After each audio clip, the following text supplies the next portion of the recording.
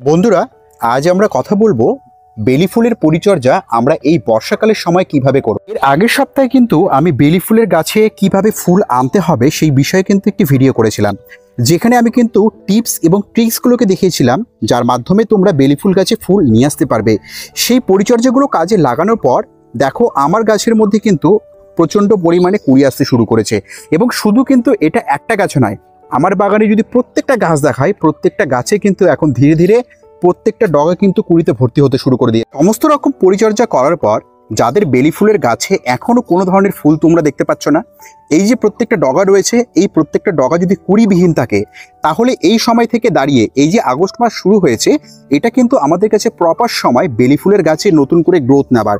এইভাবে যদি নতুন নতুন ডাল বা নতুন নতুন ডগা বেলি ফুলের গাছে না আসে তবে কিন্তু এই ডগাগুলো কখনোই কুড়িতে ভর্তি হবে। এই সময় দাঁড়িয়ে আমরা বেলি ফুলের গাছে কোন ধরনের ঘরোয়া খাবারগুলো প্রয়োগ করব এবং সেই সঙ্গে কোন ধরনের পরিচর্যা করব যাতে বেলি ফুলের গাছে এইভাবে প্রচুর পরিমাণে গ্রোথ আমরা এই বর্ষাকালে নিয়ে আসতে পারি, এবং শুধু গ্রোথ নয়, সেই সঙ্গে প্রত্যেকটা গাছ যাতে এইভাবে কুড়িতে ভর্তি হতে শুরু করে, সেগুলো জানতে এবং বুঝতে হতে গেলে তোমাদের কিন্তু এই ভিডিওটা একদম শেষ পর্যন্ত মনোযোগ সহকারে দেখতে হবে, কোনো স্কিপ করা চলবে না। এবং যে সকল নতুন দর্শক বন্ধুরা আজ পিকাস গার্ডেনিংয়ে প্রথমবার এসেছো তারা অবশ্যই চ্যানেলটিকে সাবস্ক্রাইব করবে এবং পাশে দেওয়া বেল আইকনটি অলে প্রেস করে।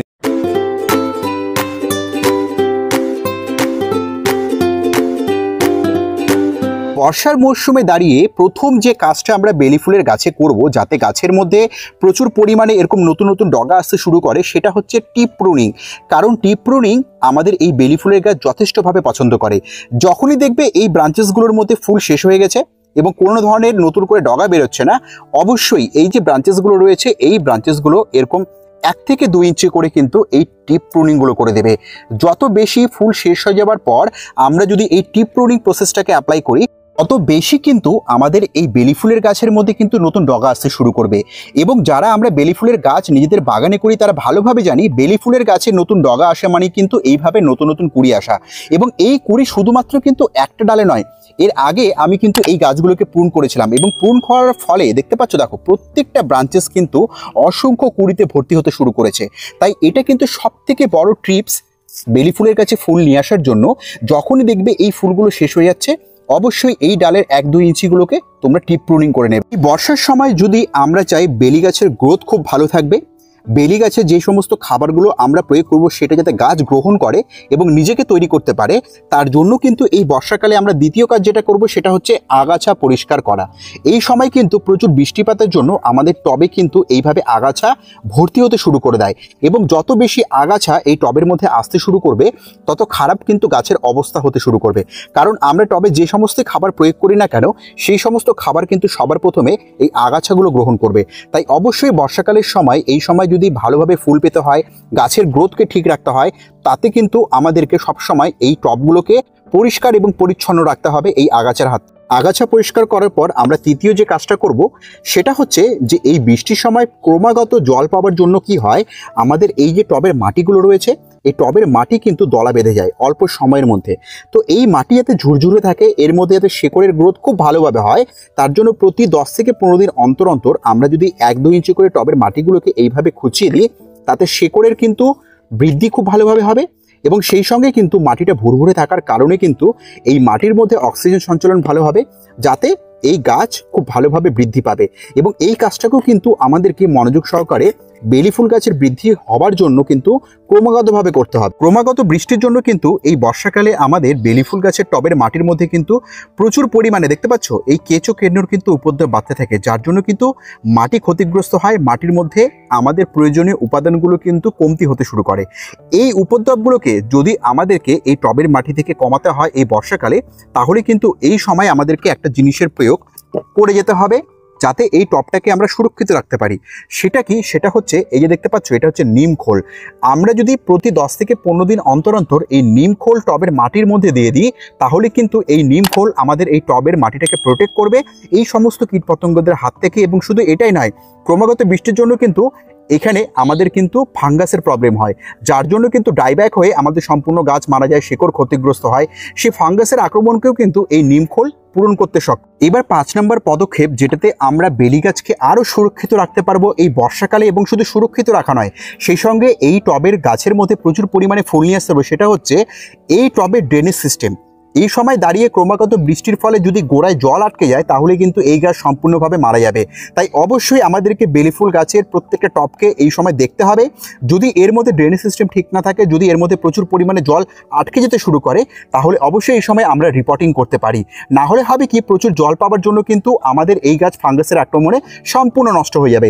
তাই 5 নম্বর পদক্ষেপে এটা কিন্তু গুরুত্বপূর্ণ সহকারে করতে হবে, যেখানে ক্রমাগত বৃষ্টি হচ্ছে সেখানে গাছগুলোকে সেরে রাখবে, আর না হলে পরে যদি পসিবল হয় তাহলে গাছগুলোকে নতুন মিডিয়াতে রিপোর্ট করেন। বেলি ফুলের গাছে যদি আমাদেরকে প্রচুর পরিমাণে এই আগস্ট মাস থেকে কুড়ি নিয়ে আসতে হয়, এবং আমরা যদি চাই বেলি গাছের গ্রোথ খুব সুন্দর হবে, একদম ভরপুর পরিমাণে ফুল সে গাছে আসতে শুরু করবে, তাহলে কিন্তু এই সময় থেকে দাঁড়িয়ে গাছেদের মধ্যে আমাদেরকে খাবার প্রয়োগ করতে হবে।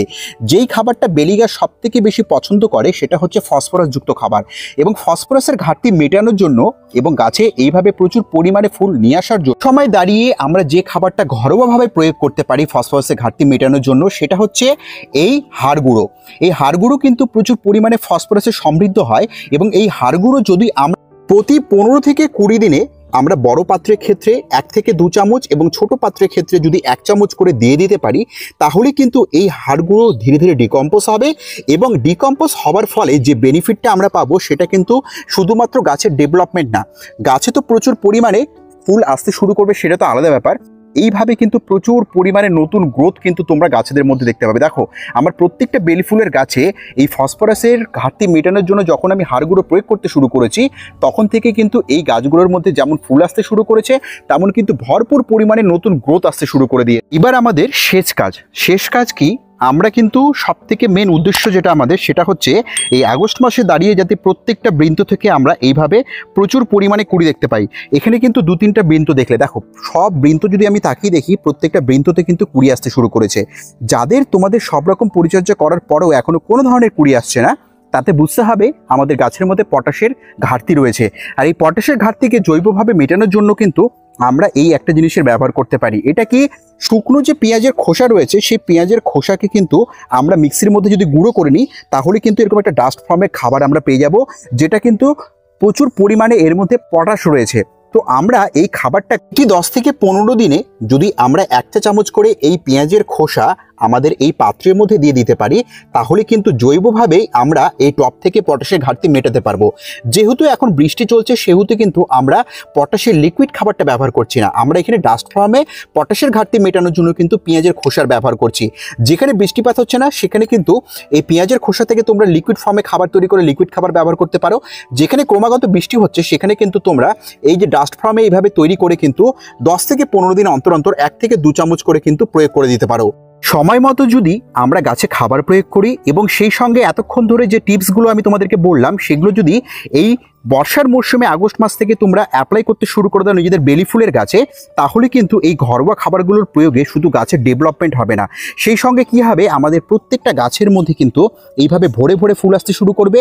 এবং যেই সমস্ত গাছগুলো তোমাদের এখনো পর্যন্ত কোনো রকমের কুড়ি ডিভিউস করছে না, সেই সমস্ত গাছগুলোর প্রত্যেকটা বৃন্তে কিন্তু তোমরা এইভাবে প্রচুর পরিমাণে কিন্তু কুড়ি শুধু না, এভাবে বড় বড় আকারের কিন্তু বেলি ফুল আনতে সক্ষম হবে। বন্ধুরা, এটি ছিল আজকের ভিডিও। আশা করছি ভিডিওটা তোমাদের খুব ভালো লেগেছে, এবং এতক্ষণ ধরে ধৈর্য দিয়ে ভিডিওটাকে দেখার জন্য তোমাদেরকে অশেষ ধন্যবাদ। এভাবে আমাদের ভিডিওগুলো দেখতে থাকো, এভাবে পিকাস গার্ডেনিংকে নিজেদের ভালোবাসা দিতে থাকো। দেখাবে পরবর্তী ভিডিওতে এরকম আরও নানান ইনফরমেশন নিয়ে, এরকম আরও নানান গুরুত্বপূর্ণ টিপস এবং ট্রিক্স নিয়ে। কিন্তু ততক্ষণের জন্য আমার প্রত্যেকটা দর্শক বন্ধুকে আমি এখানেই জানাচ্ছি আজকের মতো নমস্কার।